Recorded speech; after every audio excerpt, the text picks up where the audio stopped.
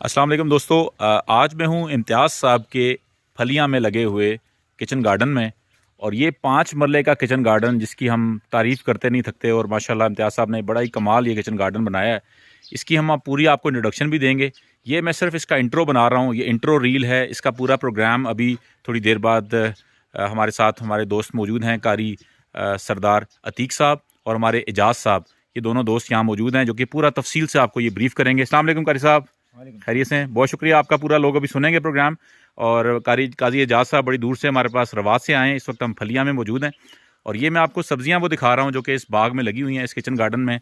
और ये वो सब सब्जियां हैं जो कि कश्मीर में हो रही हैं और ये हो सकती हैं, आप लोग भी इसको उगा सकते हैं। ये ब्रोकली देख रहे हैं आप, सैलड्स देखें वहाँ पे आपके थोम, वहाँ पे आपको लाल वाला जो आपको नज़र आ रहा है, इसमें मूली है। तो इस तरफ पालक है, धनिया है, पुदीना है। इस तरफ ये देखें, आपको लहसुन नज़र